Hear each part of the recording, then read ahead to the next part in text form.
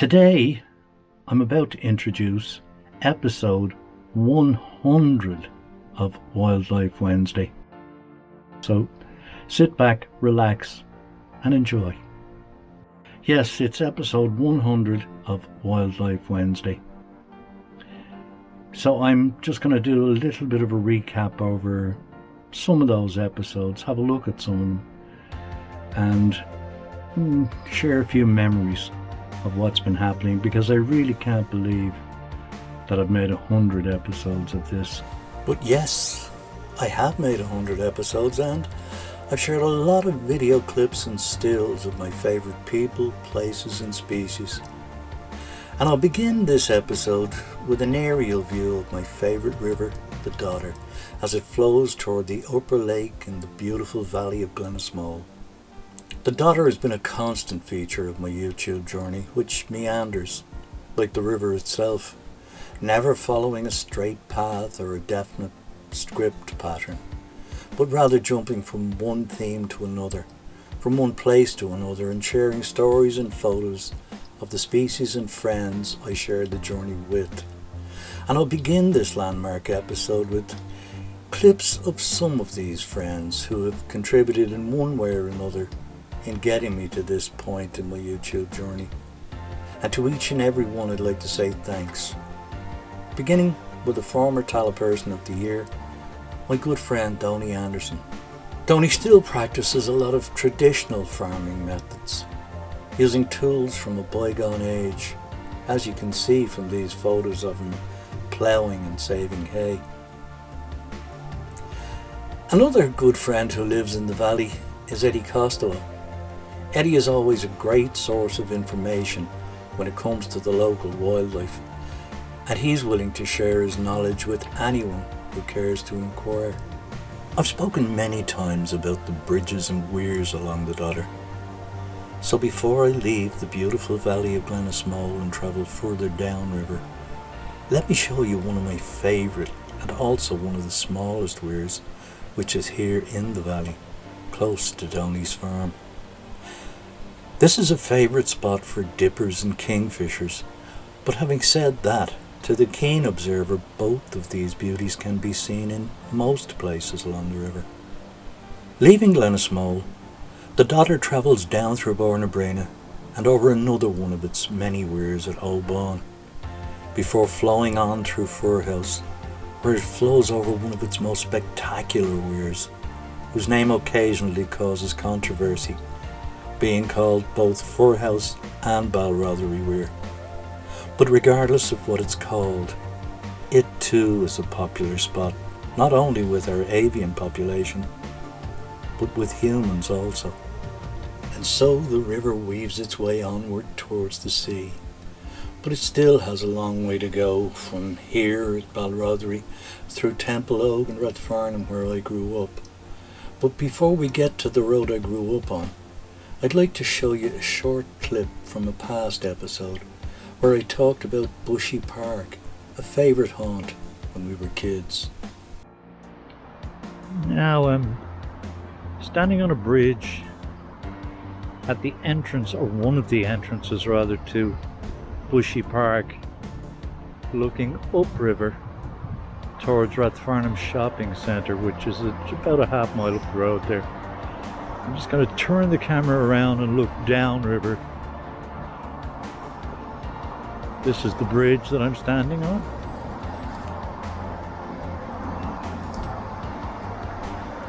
And now looking downriver, this is where the Owendore meets the Dodder.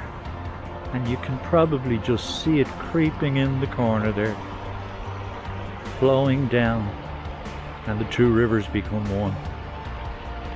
The next bridge the river flows under is Rathfarnham Bridge, or to give it its correct name, Pearse Brothers Bridge, which was named for Padraig and Willie Pearse, who were executed following the 1916 Easter Rising. Running parallel to the river from here is Lower Dodder Road, where I grew up. In those days, this was the main road to Churchtown, Dundrum and beyond. Nowadays, it's just a secondary road. but it has become popular with photographers from all over who come to photograph kingfishers and foxes, which are more accessible here than in most places. There was a time I wouldn't see another photographer from one end of the year to the other, but nowadays that's all changed. The road too has changed. The top part where I lived only has houses on one side now. When I grew up, there were cottages and a couple of bungalows where the trees are now. It's been turned into a cul-de-sac also, whereas traffic using the main Terenure to Rathfarnham Road used to be able to turn onto Dodder Road here. Now there's a wall here, and Dodder Park Road is now the main road. This was the cul-de-sac when we were kids. One person who's known to everyone who visits this area regularly and who keeps everyone updated on the comings and goings along the river is an old classmate of mine, Jimmy Cal, from our national school days. It's hard to believe we've known each other for more than 60 years. Another old friend of mine who visits the area on a regular basis is Shay Connolly. Shay is one of the best wildlife photographers in the country. There are two other friends I associate with this part of the Dodder and who have featured several times in episodes of Wildlife Wednesday. The first one is Christopher Moriarty, author of Down the Dodder, which is the definitive book about the river. Christopher grew up not too far from my house, and the title of his book comes from the fact that when both of us were young, we could only travel down the river from here, because the opposite side of Rathfarnham Road was private property, so travelling upriver was a no-no. The second of these friends is Brian Murray, who was one of Ireland's foremost actors. Brian lives further down the river, very close indeed to where Jimmy grew up. But apart from living by the river, Brian and his partner Una walk the river daily. In a recent episode, I had the pleasure of strolling around the nature trail of Rockbrook Park School with another friend, Cody Preston, who's a teacher there and an inspiration to all his pupils. Cody also showed me the ruins of an old mill which is on the school grounds. I also had the pleasure of officially opening their new nature room, and I look forward to doing several more episodes from the school. Another friend who has featured several times is Collie Ennis. Collie is a leading herpetologist and researcher in Trinity College Dublin. His passion for creepy crawlies is amazing, and Collie too will feature again in the not too distant future. The final friend I want to mention is John Kybert, and I want to highlight John's wonderful work in helping to keep our rivers clean, and particularly his ambitious plans for rewilding many areas of Tala, Clondalkin and further afield. I've featured John in his Stepping Stone Forest project several times and will continue to do so in the future. I also intend to feature his Litter Mugs group, who in association with Dodder Action keep the Whitestown stream and the River Dodder as clean as is possible. This is no easy task because, unlike the caring volunteers of Litter Mugs and Dodder Action, there are always those who are willing to let others clean up after them, without a care for their neighbours, their environment, and ultimately themselves, because whether they realise it or not, the damage they do affects all of us. So that brings me to the end of episode 100 of Wildlife Wednesday.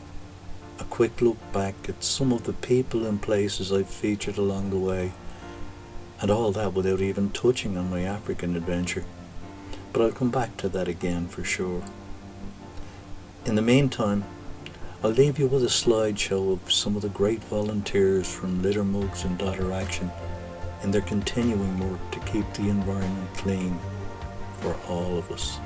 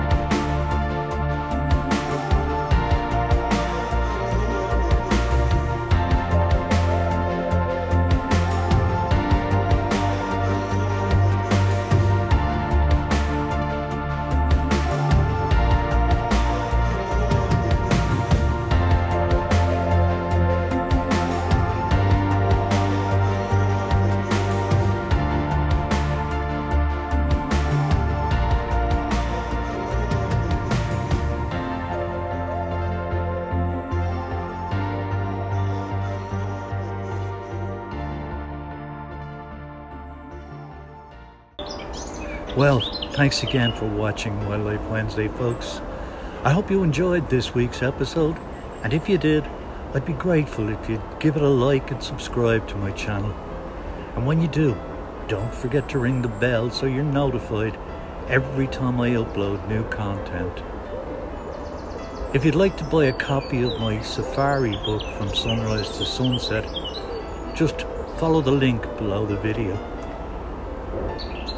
Till next week, stay safe, stay healthy, wash your hands and wear a mask where necessary, while continuing to maintain social distancing, because we're not quite out of the woods yet. Even me. Take care, folks. Bye.